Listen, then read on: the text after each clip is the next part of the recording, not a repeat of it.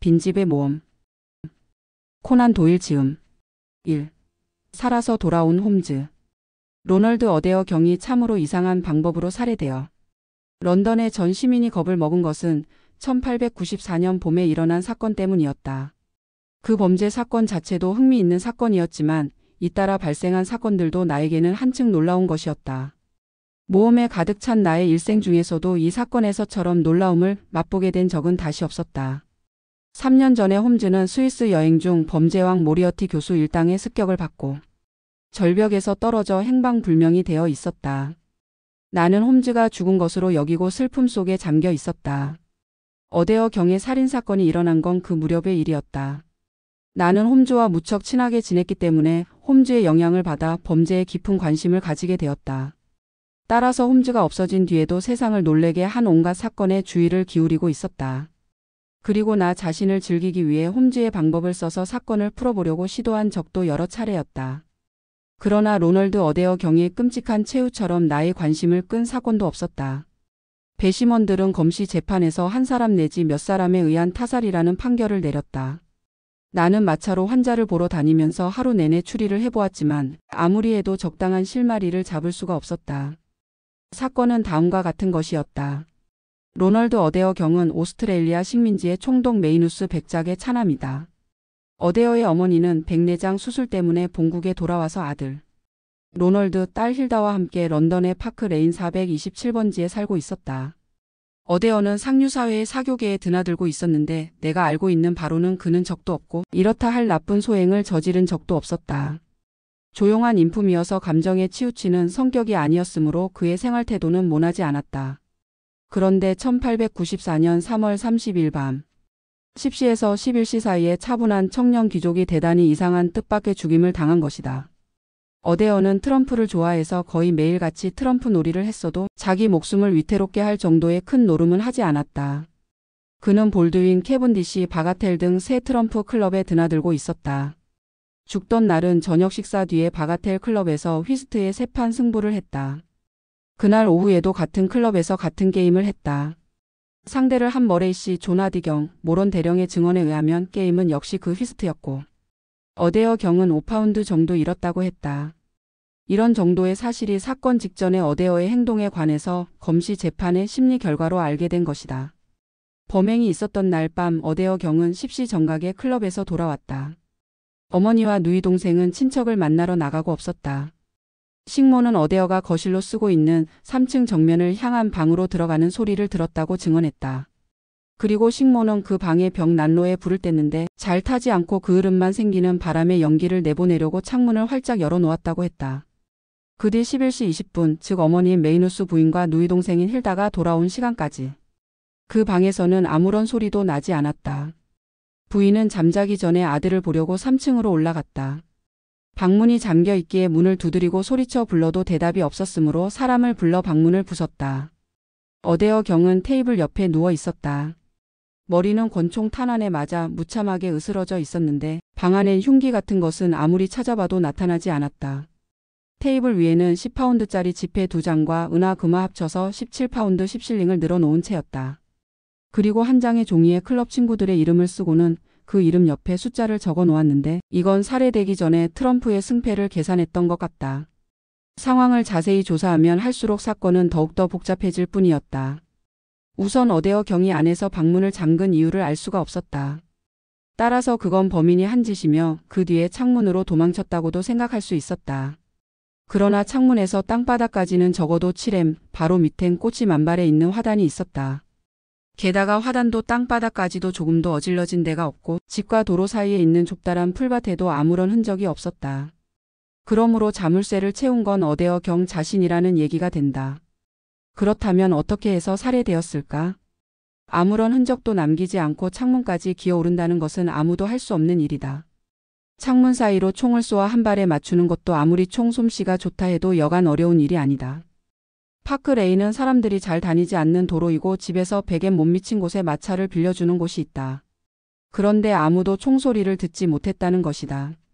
여기까지가 파크 레인 괴사건의 상황인데 이미 말했듯이 어데어 청년에게는 적이 없었다고 생각되며 또 실내에 돈이나 귀중품을 훔쳐간 흔적이 없었으므로 더욱더 사건은 어려워졌다.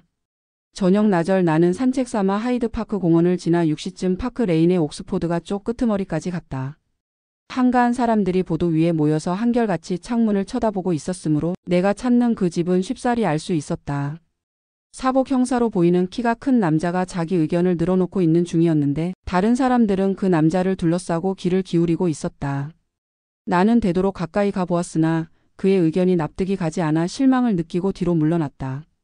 그 순간 나는 뒤에 서 있던 웬 노인과 부딪혀 노인이 손에 들고 있던 몇 권의 책이 땅에 떨어졌다. 나는 크게 사과했으나 추하게 생긴 그 노인은 조롱하는 듯이 중얼거리며 외면해 버렸다. 이윽고 구부러진 등과 하얀 턱수염의 노인은 사람들 틈 속으로 사라졌다.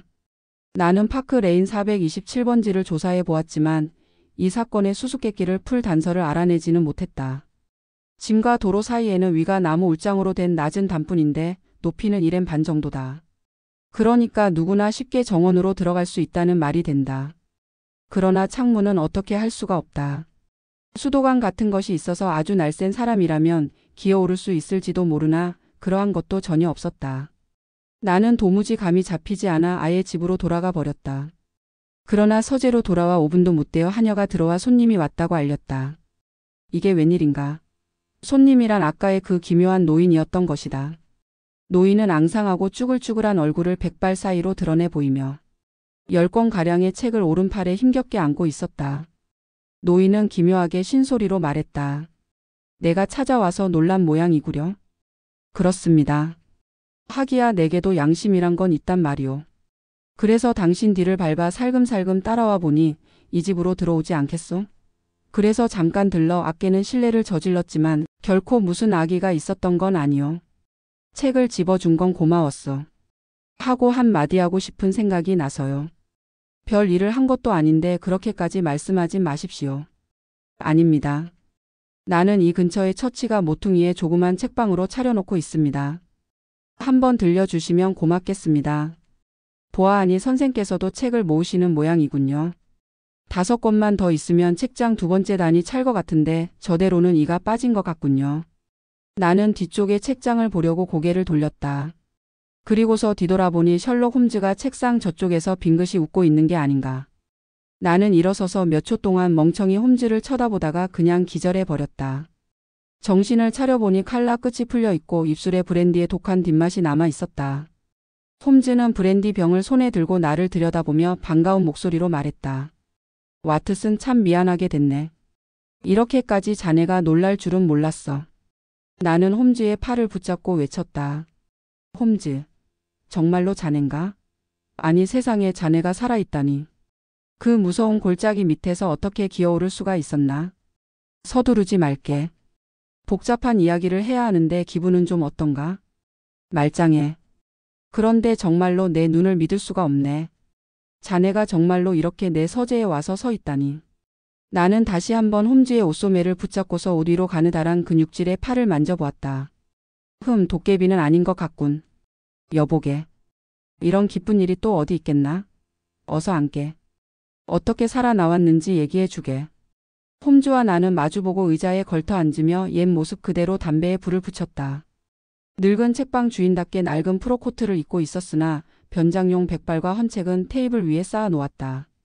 홈즈는 그전보다 훨씬 더 야위고 독수리 같은 얼굴은 무척 창백해 보였다. 이렇게 허리를 펴게 되니 몸이 다 시원하구먼. 와트슨.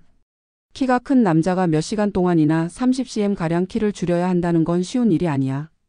그런데 자네 오늘 밤 지금부터 어렵고 위험한 일이 있는데 좀 도와주겠나? 그러면 내가 어떻게 살아나왔는지는 그 일이 끝난 뒤가 좋지 않을까 하네. 난 호기심이 많은 사람이야. 그 이야기는 당장 듣고 싶네. 그럼 오늘 밤 함께 가주겠나? 언제든지 어디든지 원하는 대로. 옛날과 다름없군. 나가기 전에 저녁을 좀 먹고 갈 시간 여유는 있네. 그럼 그 절벽 얘기를 해주지. 거기서 빠져나오는 건 별로 어려운 일이 아니었네. 그도 그럴 것이 원래부터 떨어지지 않았으니 말이야. 떨어지지 않았다고? 그렇네 와트슨. 떨어지지 않았다네. 그때 자네에게 유서 대신에 쪽지를 남겨두었는데 그건 틀림없이 진짜야. 안전한 곳으로 통하는 샛길에 그 모리어티 교수가 서 있는 것을 보았을 때 이젠 내 인생도 끝장이라고 생각했지. 그 교수의 잿빛 눈에는 어떻게 해서라도 나를 죽이려는 의지가 담겨 있었거든. 그래서 나는 교수와 두서너 마디 말을 나누고서 나중에 자네에게 보낼 몇 마디 말을 쓸 수 있는 여유를 받아냈다네. 그걸 담뱃갑과 지팡이와 함께 남기고서 뒤를 따라오는 모리어티 교수와 샛길로 걸어갔지. 절벽 끄트머리께까지 갔을 때 나는 도간에 든 쥐가 된 셈이었네. 상대방은 무기 같은 건 꺼내지 않고 긴 두 팔로 달라붙는 거였네. 그 교수는 자기의 운수도 그때가 마지막이라고 생각하고서 나를 처치하려는 생각밖에는 없었던 모양이야. 두 사람은 하나로 뒤엉켜 폭포 가장자리에서 맹렬히 싸웠네. 하지만 나는 동양의 고유 무술인 유도 기술을 약간 익혀두었었다네. 내가 그의 손에서 빠져나오는 순간 그는 몸의 균형을 잃고서 기우뚱거리더니 소름이 끼치는 외마디 소리를 지르며 거꾸로 떨어지는 거였어. 그리고는 물속에 가라앉았네. 홈즈가 담배를 피우면서 사건의 경위를 이야기하는 동안 나는 잠자코 귀를 기울이고 있다가 이 대목에서 끼어들었다. 하지만 발자국은 어떻게 된 건가? 두 사람의 발자국이 새끼를 내려간 채 되돌아온 흔적이 없는 걸 내 눈으로 확인했는데 그건 이렇게 된 걸세. 그 교수의 몸이 떨어진 순간 운명의 신이 내게 다시 없는 기회를 베풀어 주었다고 나는 생각했네. 나를 죽이려고 마음먹고 있는 사람은 모리어티 교수 혼자만이 아니야. 두목의 죽음을 알게 되면 내게 복수를 하려는 녀석이 적어도 셋은 나올 거야. 모두 지극히 위험한 녀석들이지. 그들 중 어느 누군가가 나를 해칠지도 모르잖나. 그러나 내가 죽었다고 세상 사람들이 인정하게 되면 그 녀석들은 제멋대로 놀아날 거야. 그들이 움직이기 시작하면 시기를 보아서 놈들을 해치울 수 있을 테지. 그때 가서야 내가 아직 살아있다고 나서도 되겠다고 생각했네. 나는 일어나 뒤에 암벽을 살펴보았지. 절벽은 무척 높아 기어오른다는 건 아무래도 불가능했지만 그렇다고 해서 샛길로 돌아가면 발자국을 남기지 않을 수 없었네. 결국 위험을 각오하고서라도 절벽을 기어오를 수밖에 없다고 생각했지. 쉬운 일이 아니었어. 발밑에는 폭포 소리가 진동하고 있었네. 손에 잡힌 풀뿌리가 빠지거나 젖은 바위 모서리에 발이 미끄러져 이젠 끝장이구나 하고 생각한 적이 한두 번이 아니었어. 그래도 나는 위로 끈질기게 기어 올라가 끝내는 깊이 EM가량의 안반에 이르렀네. 거기서 나는 아무에게도 들킬 걱정 없이 편히 누워 있을 수 있었지. 자네들이 내가 죽은 걸로 생각하고 아래만 조사하고 있는 동안 나는 거기서 쉬고 있었던 셈이야. 이윽고 자네들은 단념하고 호텔로 철수해버리고 나는 혼자 남았지. 그래서 지금까지의 모험도 이제는 끝났구나 하고 생각하고 있는데 갑자기 거대한 바위가 위에서 굴러 떨어져서는 으르렁 소리를 내며 내 옆을 스쳐 샛길에 떨어진 뒤에 다시 한번 튀어 폭포 속으로 떨어지는 것이었네. 처음에 나는 우연히 일어난 일로 생각했네. 그러나 위를 쳐다보니 어두운 하늘을 등지고 한 남자의 머리가 보이고 이어서 두 번째 바위돌이 바로 내가 누워있는 안반 위, 내 머리에서 30cm도 떨어지지 않은 곳에 떨어지는 것이었네. 모리어티 교수는 혼자가 아니었던 거야. 교수가 나와 싸우는 동안 부하 한 사람이 멀리서 감시하고 있다가 교수만이 죽고 내가 살아남은 걸 보았던 걸세. 그래서 그는 얼른 절벽 꼭대기에 올라 교수가 실수한 일을 자기가 수행하려고 하는 게 틀림없었어. 이런 생각을 하는데 시간이 많이 걸린 건 아닐세. 다시 그 끔찍한 얼굴이 절벽 위에 나타났는데 그건 다음 바위돌이 떨어진다는 예고였지. 나는 새끼를 향해 다시 기어 내려가기 시작했네. 오르기보다 100배는 어렵더구만. 하지만 위험하다고 생각할 겨를이 없었어. 안반 모서리에 손을 걸고 매달린 순간 다음 바위돌이 휙 하고 아슬아슬하게 스쳐 떨어졌으니 말이야. 하지만 손이 온통 벗겨지고 피투성이가 되면서도 간신히 샛길로 내려갈 수가 있었네. 그리고는 곧 다름질쳐 어둠 속에서 15km나 도망갔네. 그리고서 일주일 뒤에 이탈리아의 피렌체에 나타났는데 누구 한 사람 내가 어떻게 되었는지 아는 사람이 없는 건 확실했어. 나는 한 사람에게만 이야기했네. 형인 마이크로프트에게야. 와트슨 자네에겐 두고두고 용서를 빌어야 하지만 그때는 내가 죽었다고 인정되는 것이 절대로 필요했네. 이 3년간 자네에게 편지를 쓰려고 몇 번이나 펜을 들었다가 그만둔 건 자네가 나를 아끼는 나머지 비밀을 누설하는 실수를 저지를까봐 걱정이 되었기 때문이야. 아까 자네가 내 책을 떨어뜨렸을 때 내가 얼른 도망간 것도 그때 내가 위태로운 입장에 있었기 때문이야. 조금이라도 자네가 놀란 표정이라도 지으면 나의 정체가 드러나 돌이킬 수 없는 결과가 될지 몰랐거든. 하지만 필요한 돈을 마련해야 했기 때문에 형 마이크로프트에겐 이야기하지 않을 수가 없었어. 런던의 형편은 흐지부지되어 모리어티 일당의 재판은 나를 끈질기게 노리는 두 사람을 풀어주는 결과가 되었지. 그러므로 나는 2년간 티베트와 페르시아를 여행했었네. 그리고 잠시 프랑스에 머물다가 귀국하려는 참에 이번에 파크 레인 사건의 소식을 듣게 되어 서둘렀네.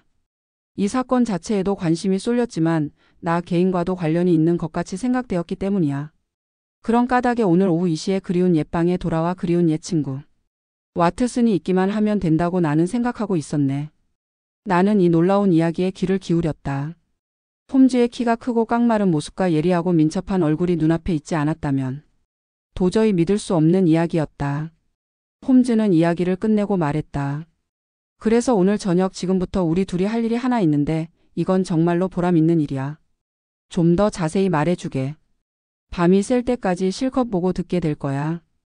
이 3년간 쌓이고 쌓인 이야기가 있지 않은가. 9시 반까지는 그 이야기로 시간을 메우고 그리고 나서 그 빈집의 모험에 착수하세나. 시간이 되자 나는 이른 마차에 홈즈와 나란히 걸터앉아 호주머니 속에 권총을 넣고 어떠한 모험이 기다리나 하고 가슴을 두근거리려니 정말로 옛날 그대로로 돌아간 느낌이 들었다. 이 맹수 사냥의 명수. 홈즈는 냉정하고 근엄하고 말수가 적었다. 가로등 불빛에 그의 근엄한 얼굴이 비칠 때마다 이마를 찌푸리고 입술이 굳게 다물려 있는 것이 보였다. 그의 그러한 태도를 본 것만으로도 이번 모험이 보통이 아님을 알 수가 있었다. 홈즈의 하숙집이 있는 베이커 가로 가는 것이라고 생각했는데 홈즈는 훨씬 앞에서 마차를 멈추게 했다. 마차에서 내릴 때 홈즈는 지극히 날카로운 눈초리로 좌우를 살피는 것을 나는 느꼈다. 그 뒤에도 길모퉁이를 지날 때마다 몹시 주의를 기울여 뒤를 밟는 자가 없는 것을 확인했다. 뿐만 아니라 가는 길이 또한 참으로 별다른 것이었다. 런던의 샛길에 관한 홈즈의 지식은 대단한 것이었는데 이번에도 내가 전혀 모르는 복잡한 골목길을 재빨리 또한 자신 있는 걸음걸이로 누비고 가는 것이다. 이윽고 음침한 낡은 집들이 즐비한 조그만 거리에 나오자 홈즈는 좁은 골목길을 재빨리 돌아들어 나무 문을 지나 인기척이 없는 안뜰로 들어가서는 열쇠로 어떤 집의 뒷문을 열었다. 우리 두 사람은 안으로 들어가고 홈즈는 문을 잠갔다. 집안은 캄캄했으나 빈집이라는 것은 알 수가 있었다. 마룻바닥을 걸어가는데 삐걱거리는 소리가 났다. 손을 뻗으면 벽에 갈기갈기 찢어진 채 매달려 있는 벽지가 닿았다.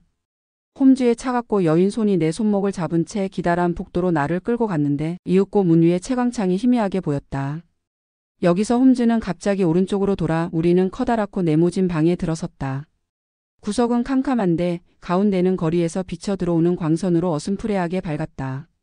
하지만 실은 서로의 얼굴을 분간하기도 어려울 정도였다. 홈즈는 내 어깨 위에 손을 대고 입을 귓가에 갖다 댔다. 이곳이 어딘지 알겠나? 나는 흐린 창문 너머로 내려다보며 대답했다. 틀림없는 베이커 가인데. 맞았네. 우리는 옛날 그 집의 건너편에 있는 캠든 하우스에 와 있네. 아니 그런데 왜 이곳에 왔지? 건너편 건물을 실컷 바라볼 수 있기 때문이야. 와트슨 수고스럽겠지만 밖에서 안 보이게끔 조심하면서 조금 더 창문 가까이 다가서게. 그리고 우리의 옛날 그 방을 살펴보게. 나는 기다시피 해서 앞으로 나가 그리운 옛집의 창문 언저리를 쳐다보다가 시선이 방에 닿는 순간 숨막힐 정도로 놀라 소리를 질렀다. 차양이 내려져 있고 방 안에는 전등이 빛을 내며 켜져 있었다. 그리고 의자에 앉아있는 남자의 모습이 또렷한 검은 그림자가 되어 하얗고 밝은 차양에 비치고 있었다. 고개의 움직임이라든가 어깨를 치켜드는 것이라든가 코가 커다란 모습 등이 홈즈와 똑같았다. 나는 너무도 놀란 나머지 손을 뻗어 진짜가 옆에 서 있는가를 확인했을 정도였다. 홈즈는 웃음을 억누르느라고 몸을 비틀고 있었다. 어떤가? 참으로 놀랍군. 홈즈는 자랑스럽게 말했다. 나하고 무척 닮았지 응? 바로 자네 자신이야. 밀랍으로 만든 인형이야. 오늘 오후 베이커 가의 집에 돌아왔을 때 앉혀놓았네. 아니 무슨 이유로? 그건 와트슨. 내가 실은 바깥에 있으면서 안에 있는 것처럼 보이게 하기 위해서야. 그 방을 감시하는 사람이 있단 말인가? 확실해. 누가 감시하지? 옛날의 적들이야. 와트슨. 놈들은 내가 살아있는 걸 알고 있네. 조만간 내가 집으로 돌아오리라고 놈들은 생각하고 있어. 그래서 항상 감시하고 있다가 오늘 아침에 내가 도착한 걸 보았다네. 어떻게 알지? 창에서 내려다보니까 내가 얼굴을 알고 있는 녀석이 내 방을 쳐다보고 있더군. 파커라는 노상강도인데 그다지 흉폭하지는 않은 녀석이야. 유태 검은고의 명수지. 그 녀석만 같으면 신경을 쓰지 않아. 신경 쓰이는 건 뒤에 있는 훨씬 무서운 자들이야. 그놈은 모리어티 교수의 수제자이며 절벽에서 바윗돌을 굴려 떨어뜨린 놈이야. 런던에서도 손꼽히는 위험한 범죄자지. 와트슨, 그 녀석이 오늘 밤 내 뒤를 밟고 있는데 거꾸로 놈은 우리가 그의 뒤를 밟고 있다는 걸 모른단 말이야.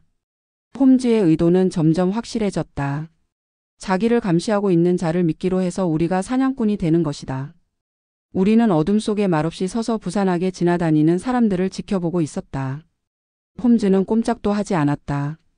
꼭 바람이 불 것만 같은 날씨의 밤인데 어김없이 바람은 비명을 지르며 기다란 거리에 불어대고 있었다.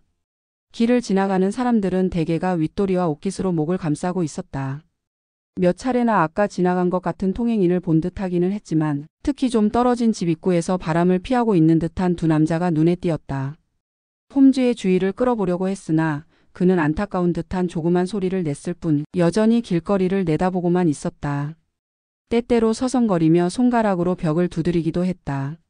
생각대로 일이 되어가지 않아 점점 불안해지는 모양이었다. 드디어 한밤중이 가까이 되어 거리의 인적이 끊어질 무렵이 되자 홈즈는 불안감을 이기지 못하고 실내를 이리저리 거닐기 시작했다.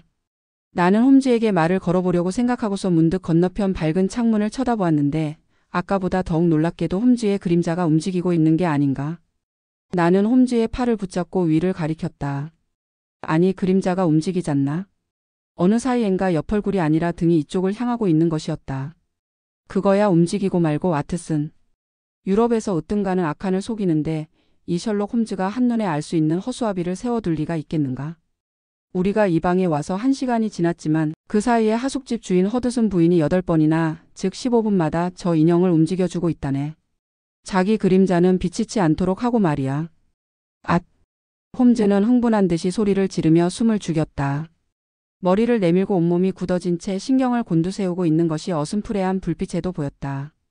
아까의 두 사람은 아직도 남의 집 입구에 웅크리고 서 있을지 모르나 내게는 이젠 보이지 않았다. 모든 게 고요하고 어둡고 건너편 집 창문의 차양만이 가운데에 검은 사람. 그림자를 뚜렷이 나타내며 노랗게 빛나고 있었다. 다음 순간 홈즈는 가장 캄캄한 방구석으로 날 끌어당기고서 한쪽 손을 내 입술에 대고 소리를 지르지 못하게 했다. 나를 붙든 손은 떨리고 있었다. 홈즈가 이처럼 신경을 곤두세운 건 여태까지 없었던 일이다. 눈앞의 어두운 골목길에는 인기척이 없고 아무런 움직임도 없었는데 그런데 그때 문득 나도 홈즈가 알아차린 것을 깨달았다. 아주 낮은 목소리가 들려왔는데 그 소리는 베이커가 쪽에서가 아니고 우리가 숨어있는 이 집 뒤편에서 나고 있지 않은가. 문이 열리고 닫혔다. 이어서 복도를 살며시 거니는 소리. 소리를 내지 않으려고 해도 빈집 속에서는 메아리가 치기 마련이다. 홈즈는 벽을 등지고 몸을 움츠리며 권총을 거머쥐었다. 나도 그의 행동을 쫓아했다. 어둠 속을 찬찬히 들여다보고 있으려니까. 열린 문의 어둠 속에 한층 검게 떠오른 괴한의 모습이 희미하게 보였다.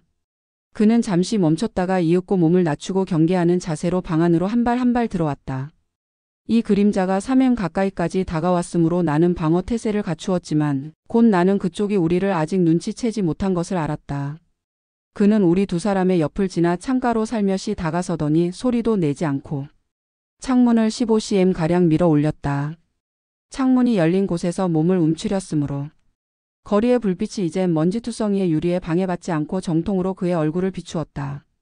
괴한은 흥분하고 있는 것 같았다.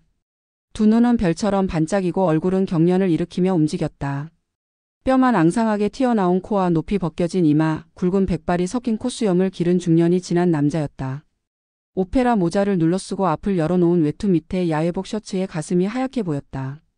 얼굴은 바짝 말라 거무스름하고 독살스런 안색이었다. 손에는 지팡이 같은 것을 들고 있었는데 마룻바닥에 내려놓으니까 금속성의 소리가 났다. 괴한은 외투 호주머니에서 큼직한 물건을 꺼내어 만지작거렸는데 용수철이나 나사못이 끼어졌을 때처럼 찰칵하는 날카로운 소리가 났다. 그리고는 그 일은 끝난 모양이었다. 다음에 마룻바닥에 무릎을 꿇고 몸을 앞으로 기울이고는 무언가 지렛대와 같은 것에 힘껏 힘을 주더니 끽끽 문지르는 소리가 났는데 이것도 맨 나중에 찰칵하는 소리가 힘차게 나더니 이 일도 끝난 모양이었다. 그리고 괴한은 이상하게 보기 흉한 개머리판이 붙은 총신과 같은 것 속에 무엇인가를 집어넣고는 마개를 찰칵하고 막았다. 그리고 웅크린 채 총신 끝을 열린 창턱에 걸었다. 관역을 노리는 눈초리가 날카롭게 번뜩였다. 개머리판을 어깨에 대고 저 앞에 노란 커튼에 비친 사람 그림자를 보면서 만족스러운 듯이 한숨을 내쉬었다. 잠시 괴한은 굳은 듯이 움직이지 않았다. 그리고는 방아쇠를 잡은 손가락에 힘을 주었다. 그 순간 홈즈는 비호처럼 괴한의 등을 공격하여 쓰러뜨렸다. 괴한은 곧 일어나 필사적으로 홈즈에게 덤벼들어 홈즈의 멱살을 잡았다. 하지만 내가 권총의 손잡이로 뒤통수를 내리치자 다시 마룻바닥에 나가 떨어져 기절해버렸다. 나는 그 위를 덮치고 홈즈는 호각을 세게 불었다. 구둣발 소리가 쿵쿵쿵 나면서 제복 경관이 둘, 사복 형사가 하나 정면 현관에서 방으로 뛰어들었다. 레스트레이드 경감이요? 예, 홈즈 씨. 이 사건은 내가 맡았습니다. 런던에는 잘 돌아오셨습니다. 나는 숨어서 경찰을 도와줄 필요가 있다고 생각했어. 한 해에 미궁에 빠진 살인사건이 셋이나 생기면 참으로 난감하겠죠. 레스트레이드 경감? 괴한은 양옆을 우람한 두 경관에게 붙잡혀 숨을 몹시 헐떡이고 있었다. 거리에는 벌써 구경꾼이 모여들기 시작하고 있었다. 홈즈는 창가로 다가가서 창문을 닫고 차양을 내렸다. 레스트레이드 경감은 양초를 두 자루 꺼내어 불을 켰고 경관들은 칸델라의 덮개를 벗겼다. 나는 겨우 괴한의 얼굴을 찬찬히 들여다볼 수 있었다. 우리를 노려보는 괴한의 얼굴은 무척 강한 인상이었으나 역시 악질적인 얼굴이었다. 어쨌든 간에 큰일을 할 얼굴이었다. 하지만 싸늘한 푸른 눈 매부리, 코 깊은 주름이 잡힌 도전적인 이마 등을 보면 누구나 위험인물임을 느끼리라. 괴한은 증오와 놀라움이 섞인 표정을 띠며 홈즈를 노려보고 외쳤다. 이 건방진 악마 같으니라고. 홈즈는 구겨진 칼날을 고치며 대꾸했다. 여 대령. 이렇게 만나는 건 스위스의 폭포에서 안반에 누워있다가 바윗돌 선물을 받은 뒤 처음인 것 같구먼. 괴한은 어이가 없는 듯 홈즈의 얼굴을 쳐다볼 뿐이었다. 홈즈는 사람들에게 말했다. 아직 소개하지 못했군요. 여러분. 이 양반이야말로 대영 제국 인도의 육군에 있었던 그 유명한 시베스천 모론 대령, 맹수 사냥에 있어서는 세계 최고의 명수요. 대령, 당신이 잡은 호랑이 수에는 아무도 미치지 못할게요. 모론 대령은 입을 다물고 홈즈를 노려볼 뿐이었다. 사나운 눈초리하며 빳빳한 콤이 수염하며 이 남자 자신이 바로 호랑이와 꼭 닮았다. 홈즈가 말했다. 이런 간단한 계략에 당신과 같은 빈틈없는 사냥꾼이 걸려들다니 이상한 일이오. 당신도 잘 알 텐데.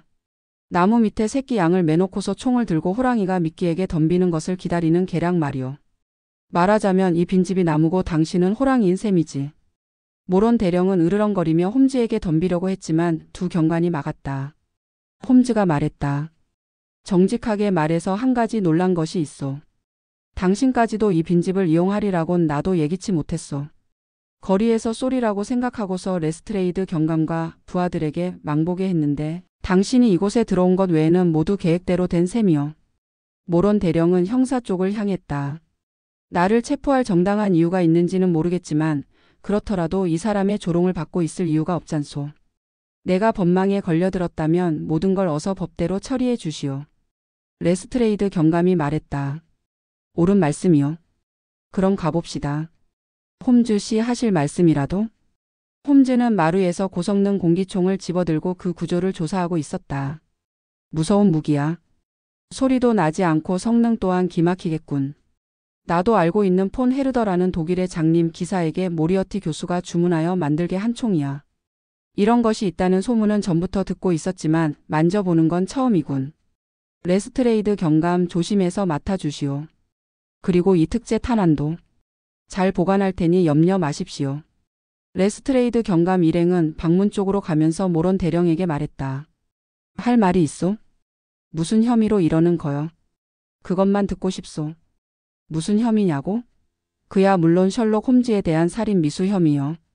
홈즈가 끼어들었다. 그건 안 돼요. 레스트레이드 경감. 난 이 사건에 전혀 얼굴을 내놓고 싶지 않소. 이 멋진 체포는 당신이 해냈으니까 공적은 당신 것이오. 그렇고 말고 레스트레이드 경감. 축하오. 늘 그렇지만 멋지고 대담한 체포 솜씨였소. 이 사나이가 바로 그 수수께끼 사건의 범인이란 말이오. 수수께끼 사건의 범인이라니? 누구 말입니까, 홈즈 씨? 경찰이 전력을 다해도 붙잡지 못한 사람 말이오. 지난달 30일 파크 레인가 427번지. 3층에 열린 창 사이로 공기총으로 덤덤탄을 쏘아 로널드 어데어 경을 살해한 범인 말이오. 그것이 이 사람을 체포한 이유요. 레스트레이드 경감. 그럼 와트슨, 부서진 창틈으로 스미는 바람을 참아도 좋다면 내 서재에 가서 여송연을 피우며 반 시간쯤 재밌고 유익한 이야기를 들려주겠네. 3. 모리어티 교수. 우리가 예전에 살던 방은 홈즈의 형 마이크로프트 홈즈의 부탁으로 하숙집 주인 허드슨 부인이 관리하고 있었으므로 예전과 조금도 변함이 없었다. 한 구석에 화학실험용 도구와 산 때문에 더러워진 판자 테이블이 있다. 선반에는 런던의 범죄자들이 태워버리고 싶어하는 스크랩과 메모가 나란히 놓여 있다. 도표류, 바이올린 상자, 담배 파이프 거리 등도 들어 있었다. 방에는 두 사람이 있었다. 한 사람은 허드슨 부인인데 우리가 들어가니까 반가운 미소를 지으며 맞이해 주었다. 또 한 사람은 이날 밤의 모험의 중요한 구실을 맡은 기묘한 인형이었다. 홈즈에 맞추어 만든 인형인데 홈즈와 꼭 닮았다. 조그만 테이블을 받침대로 하여 그 위에 세워 홈즈의 낡은 옷을 입혔는데 한 길에서 쳐다본다면 꼭 홈즈로 밖에는 볼 수가 없었다. 홈즈가 말했다. 내 말대로 해주셨군요. 허드슨 부인. 말씀대로 인형 옆에 다가갈 때는 무릎을 꿇고 갔어요. 고맙습니다. 참 잘 해주셨어요. 총알은 어디에 박혔는지 보셨습니까? 예, 이 훌륭한 인형을 망가뜨렸더군요. 머리를 관통하고 벽에 부딪혀 납작해졌어요. 양탄자 위에서 주워두었지요. 이겁니다. 홈즈는 받아서 내게 보여주었다. 보다시피 권총용 덤덤탄이야. 참으로 천재적인 착상이로군. 공기총에서 이런 게 튀어나오리라고는 아무도 생각지 못할 테니까. 허드슨 부인. 정말로 큰 도움을 주셨습니다. 자, 와트슨. 그 의자에 예전대로 걸터 앉게. 자네에게 할 이야기가 몇 가지 있으니까. 홈즈는 초라한 프로코트를 벗고 인형에게 입힌 가운을 걸치고서 예전과 같은 모습으로 돌아갔다. 모론 대령은 신경이 예리한 것이나 눈이 날카로운 것이나 모두 예전대로야. 홈즈는 부서진 자기 인형의 이마를 찬찬히 바라보고 웃으며 말했다. 후두부의 한가운데를 명중하여 꿰뚫었어. 인도에서 으뜸가는 명사수였는데 런던에서도 그에게 따를 사람이 그다지 많지 않을걸. 이름을 들어본 적이 있나? 없네. 명성이란 허망한 거야. 하지만 내 기억이 틀림없다면 금세기 최대의 범죄자 모리어티 교수의 이름도 자넨 그때 처음으로 들었다고 했으니까. 선반에서 내가 만든 범죄자 사전을 좀 내려다 주게.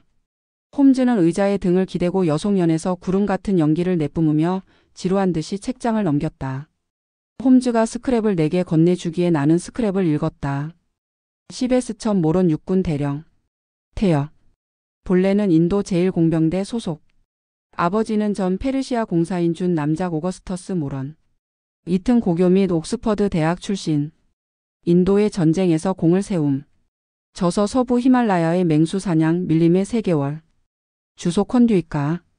소속 클럽 앵글로 인디언 클럽. 탱커빌 클럽 바가텔 카드 클럽.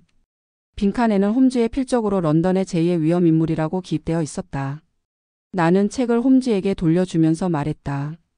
이건 놀라운데? 명예로운 군인 경력이 아닌가? 그대로야. 어느 시기까지는 올바르게 살아왔지. 무쇠와 같은 강한 신경의 소유자로서 부상당한 시긴. 호랑이를 추적하다 도랑에 빠진 이야기는 지금도 인도의 화제거리야. 와트슨. 어느 높이까지 자라다가 갑자기 밑게 가지를 뻗는 나무가 있잖나, 응? 인간에게서도 그런 걸 종종 볼 수 있지. 원인이야 어쨌든 모론 대령은 갑자기 나쁜 쪽으로 내다른 거야. 눈에 띄는 사건은 일으키지 않았으나 점점 인도에서는 있기 어렵게 되었지. 퇴역하여 런던에 돌아와 여릭에서도 악명을 떨치게 되었다네. 그때 모리어티 교수에게 발견되어 한동안 참모 역할을 했었지. 모리어티는 모런에게 아끼지 않고 돈을 주어 보통 범죄자가 감당치 못하는 최고급의 일에만 이용했네. 1887년에 로더의 스튜어트 부인이 죽은 사건을 기억하나 못한다고? 그렇지. 그것도 틀림없이 모런이 한 짓이었지. 하지만 도저히 확증을 잡을 수가 없었네. 하도 교묘하게 뒤에 숨어 있어서. 모리어티 일당이 송두리째 법망에 걸렸을 때도 그 대령만은 유죄로 만들지 못했다네. 그 무렵 내가 자네 집을 찾아갔을 때 그 공기총이 두려워 차양을 내리게 한 것을 기억할 거야. 자넨 내가 지나치게 신경이 예민하다고 생각했을지 몰라도 나로서는 충분히 이유가 확실히 있어서 그랬던 걸세. 나는 그 무서운 총의 존재를 알고 있었고 또 세계에서 손꼽히는 명사수가 그 총을 쥐고 있는 걸 알고 있었기 때문이야. 우리 둘이 스위스에 갔을 적에도 모로는 모리어티와 함께 나를 쫓고 있었고 그 아슬아슬한 안반 위에서 공포의 5분간을 내게 겪게 한 것도 바로 그 모론이라고 생각하면 틀림이 없을 거야. 나는 프랑스에 머물고 있을 때 어떻게 해서 그를 감옥에 보낼 방법이 없는가 하고 정신을 바짝 차리고서 신문을 읽고 있었지.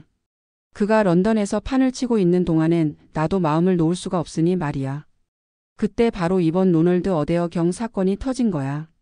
나는 그걸 기회로 보았지. 내가 알고 있는 것만 가지고서도 모론 대령이 범인이라는 건 충분히 추리할 수 있었네. 대령은 어데어와 트럼프를 했어. 그리고서 클럽에서 집까지 어데어를 미행했지. 그리고 창문 사이로 어데어를 쏘았네. 나는 그렇게 판단하고 곧바로 돌아왔지. 그러나 모론의 부하가 나를 찾아내어 모론에게 보고할 것은 불을 보듯 뻔한 일이었네. 대령은 내가 갑자기 돌아온 것을 안다면 자기의 범죄가 드러날 위험이 있다고 생각하기 때문에 서두를 것임이 틀림없지. 그래서 대령에게 창가에 알맞은 표적을 만들어주고 경찰에는 내가 도움을 받을 일이 생길지도 모른다고 말해두었지.